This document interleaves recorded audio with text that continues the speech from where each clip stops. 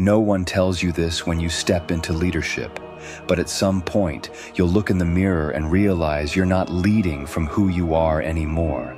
You're leading from what happened to you, that failed partnership, that public mistake, that one moment you lost control and never quite got it back. You're still showing up to the meetings, still making the calls, still smiling at the right times, but inside, you're carrying a version of yourself that was shaped by pain, not choice. And that weight, it's subtle, but it slows you down. So let me ask you something personal and real. Was there a moment in your journey where you finally took back control of your narrative? Where you stopped letting the past steer the wheel and started leading from clarity again? If that moment rings true for you, drop it in the comments. Someone else might need to hear it right now, because we're not here to pretend it's easy. We're here to build the kind of calm that doesn't crack under pressure. Let's begin. Number 1, calm is a leadership asset. Let me ask you something. In the middle of chaos, when deadlines tighten, investors grow impatient, and your team starts to fracture, who do people look to? The one who shouts the loudest, or the one who stands still while the storm rages? In today's high-pressure business world, calmness is not just a nice-to-have, it's a competitive edge. And here's the truth, you don't have to be born with it. You don't need a perfect childhood, a meditation retreat, or a decade of Zen training to access it. You just need to understand this. You have power over your mind, not outside events. Realize this and you will find strength. Marcus Aurelius. Once you internalize that, everything changes. You're no longer reacting to every fire. You're choosing which fire even deserves your attention. You're not pulled into emotional noise. You're making decisions from clarity. That's where real leadership begins. I once coached a regional VP of a logistics company. His team was broken. Morale was low. Operations were bleeding. The pressure from corporate, brutal. He wanted to fight back, to defend himself, to prove something, but instead, he paused. He listened. He stayed calm even when others lost their cool in boardroom meetings. He didn't rush to speak. He asked sharp questions. He moved with intention. 6 weeks later, 2 hubs restructured. Team morale up, his leadership respected. Why? Not because he had more experience, but because he had more emotional discipline. And here's the ironic part. His calm wasn't natural. It was trained. In silence, in daily reps, breathing before responding, pausing before reacting, reminding himself, this is not about my ego, this is about solving the problem. That's how real leaders separate themselves, not by shouting, not by scrambling, but by standing still when others break. So let me leave you with this. In a world where everyone's triggered, where outrage is default, where emotional volatility is praised as passion, calm becomes rare, and what's rare becomes powerful. If you lead a team, a company, a mission, don't just try to control the outcome. Control the operator, control you, because when you walk into a room with a still mind and a grounded voice, you don't just lead the room, you change its temperature. So now, the real question is, will you let the noise define your leadership? Or will you train your calm and define the room? Number 2, emotional discipline defines a leader. There's a moment most leaders never talk about. Not in boardrooms, not on panels, not even with their closest peers. It's the moment after the outburst, when the deal is done. The call is over. The adrenaline fades. And what's left is silence. That sinking feeling when you realize you didn't just lose the argument, You lost control of yourself. Maybe it was a heated negotiation, or a high-stakes meeting, or a mistake from your team that pushed you too far. You snapped. You raised your voice. You made it personal. And now, no matter how right your point was, your presence feels smaller. Because deep down, you know, you didn't lead that room. You reacted to it. Seneca said it best. Most powerful is he who has himself in his own power. But in leadership, where pressure is currency and your presence is your brand, most of us don't lose to the competition. We lose to our emotions.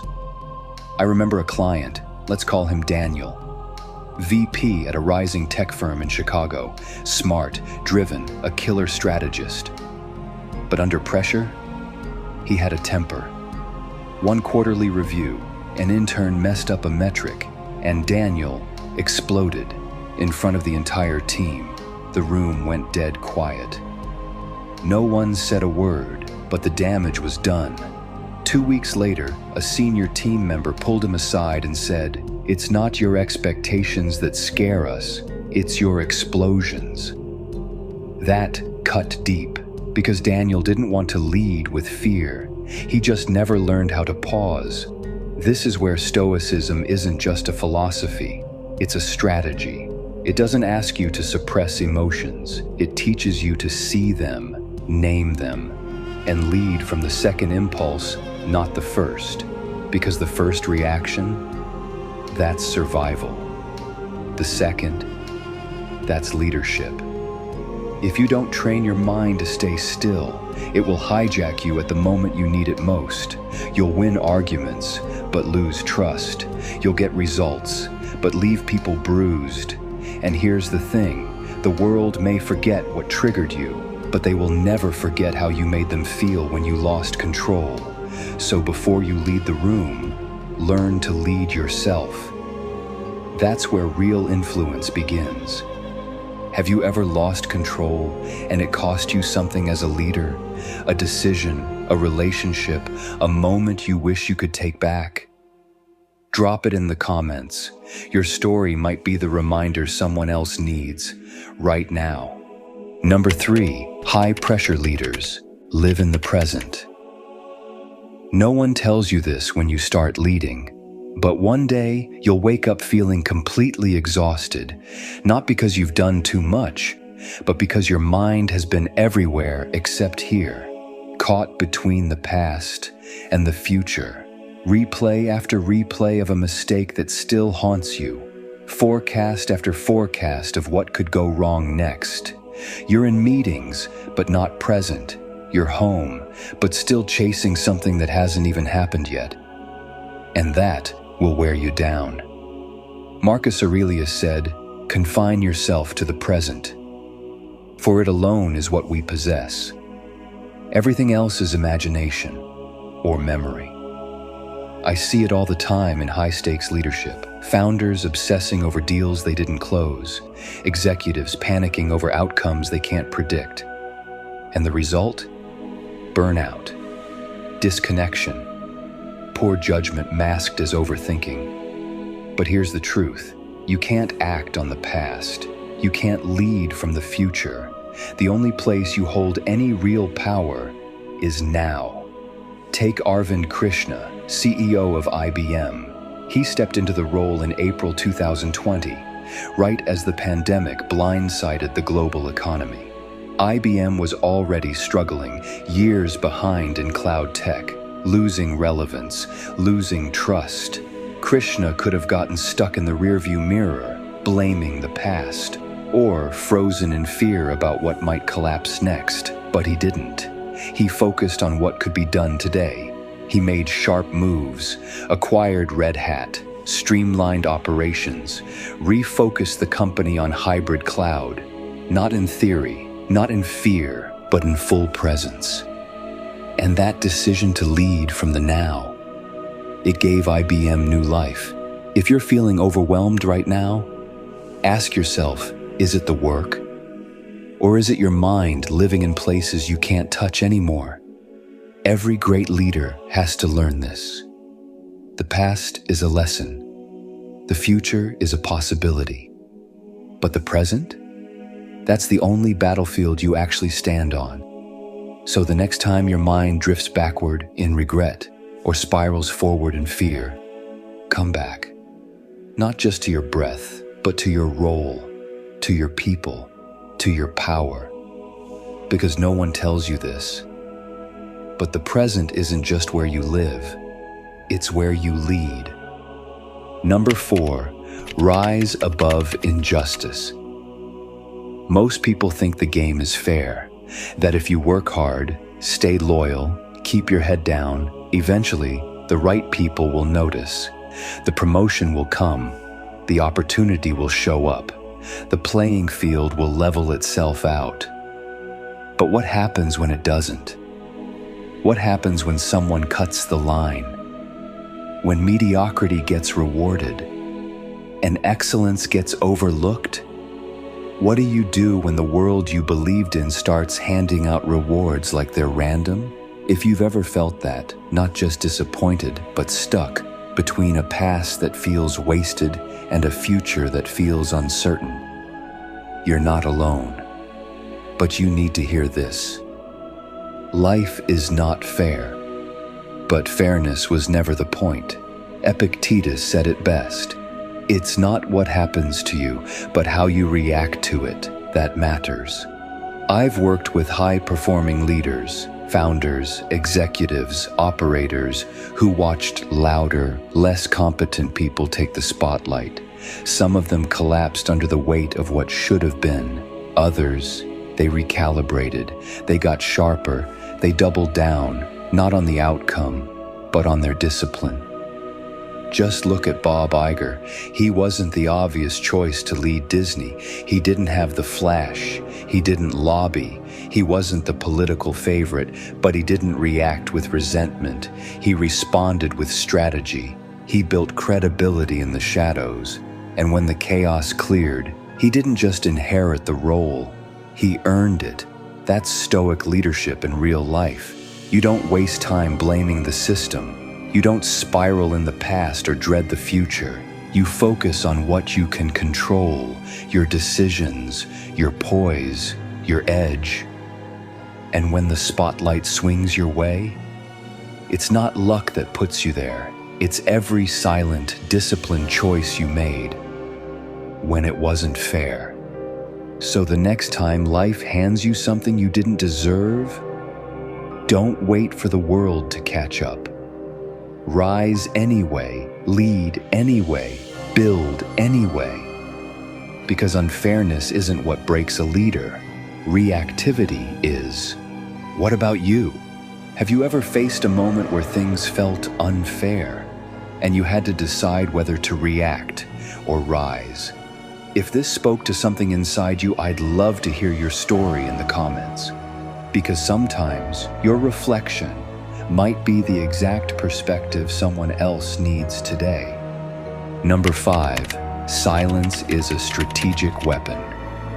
Have you ever walked into a meeting and felt like silence would make you look small? Like if you didn't interrupt, didn't raise your voice, you'd get steamrolled? Because I have. And so have most leaders I've coached. We were taught to speak up, to push hard, to dominate the room. But here's the twist nobody tells you. The strongest voice isn't always the loudest one.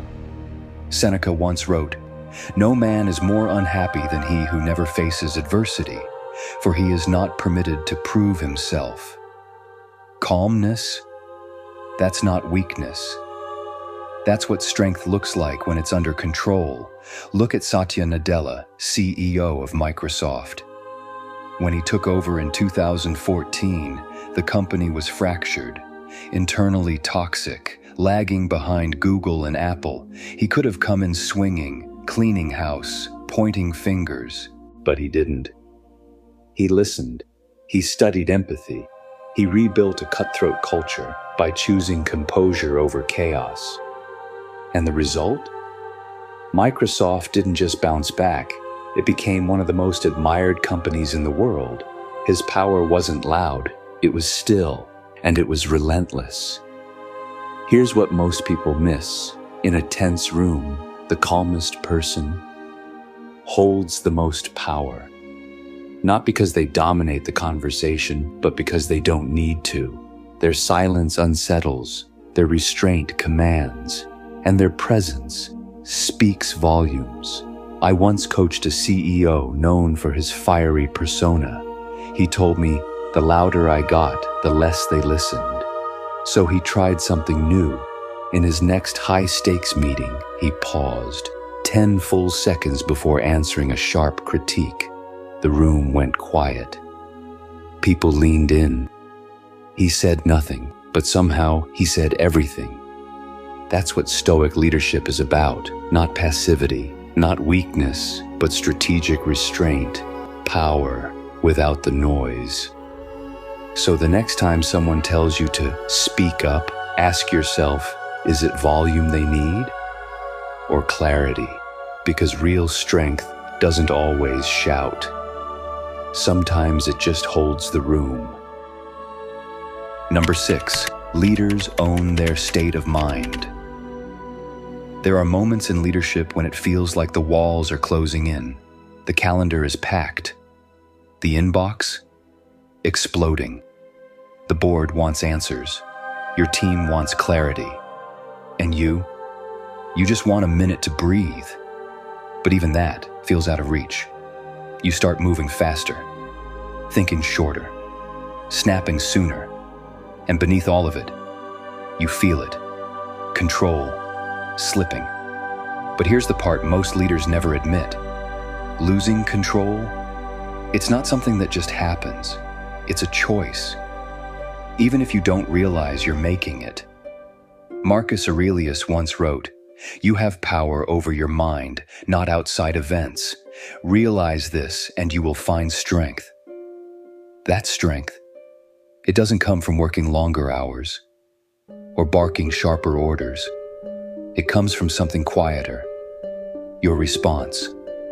I once worked with a COO facing a brutal product recall, millions on the line, partners panicking, internal pressure boiling.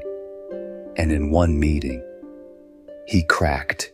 He snapped at a key team member, not because they failed, but because he was failing inside. Later, he told me, it wasn't what I said, it was how I said it. And the moment I did, I lost the room. That's what happens when you lose your center. You don't just lose the moment, you lose your influence. Now look at Barra, CEO of GM. In 2014, just months into the role, she inherited a company-wide scandal, faulty ignition switches, deaths, lawsuits, public outrage. She could have denied, blamed, dodged, but she didn't.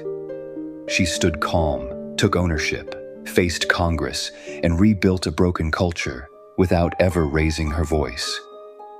That wasn't passivity, that was discipline under fire. That was Stoic leadership in the real world.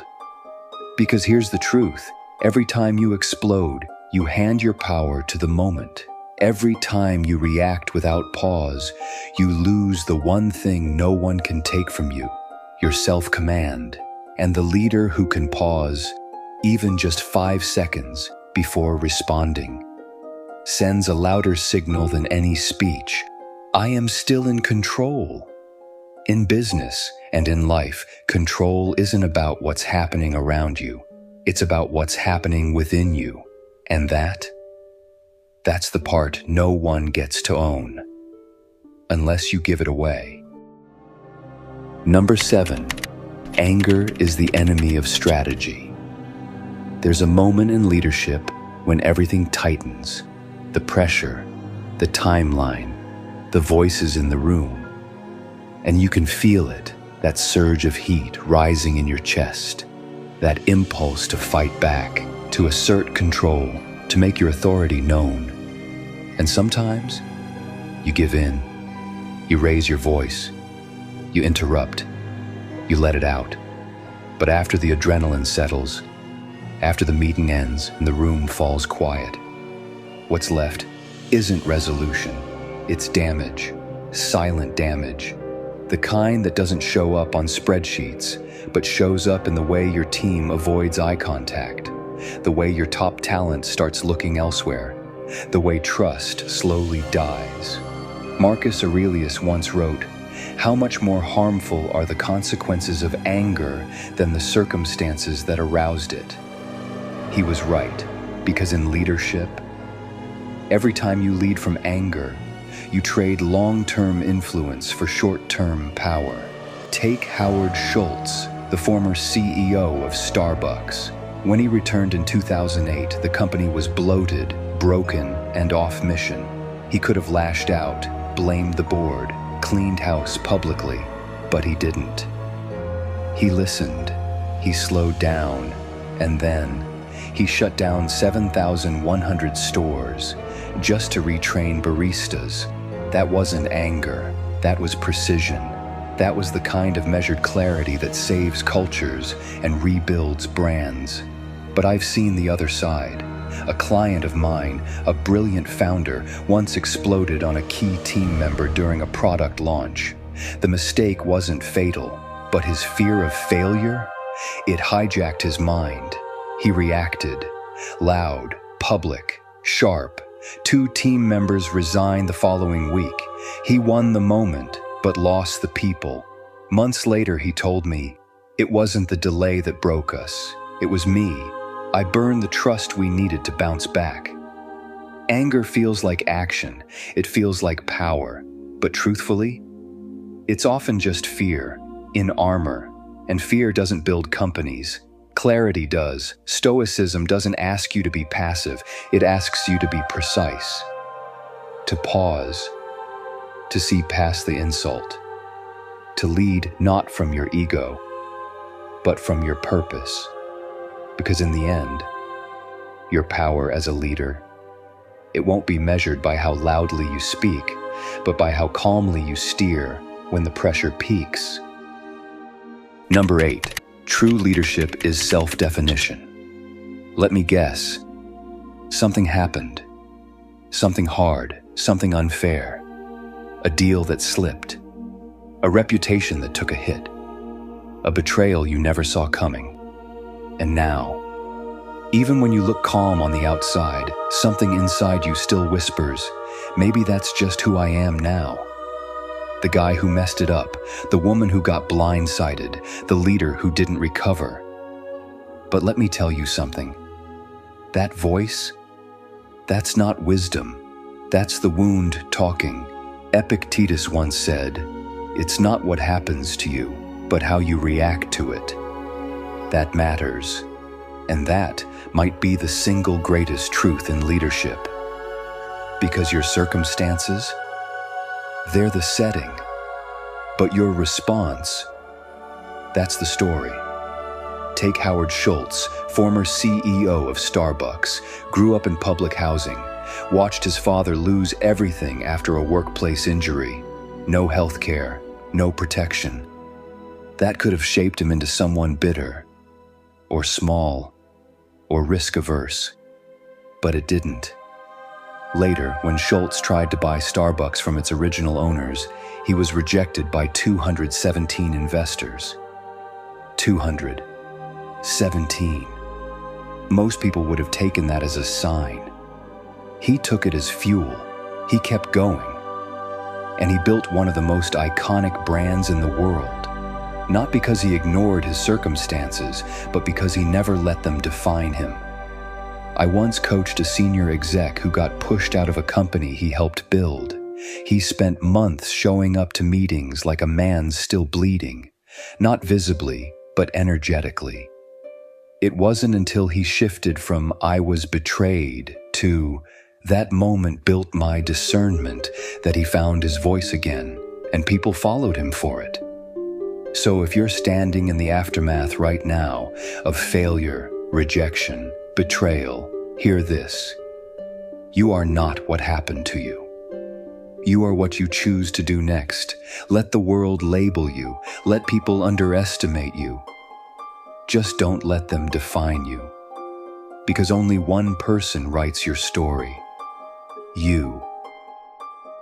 In both life and business, it's easy to believe that failure, betrayal, or rejection defines who we are. When something breaks, a deal, a reputation, a relationship, it can leave a quiet echo that shapes how we show up. Guarded, doubtful, disconnected. But the truth is, those events aren't the end of our story. They're the turning point. As Epictetus reminds us, it's not what happens to you, but how you react to it that matters. Leadership isn't about having a flawless past. It's about having the strength to choose your next step with clarity, even when everything feels uncertain.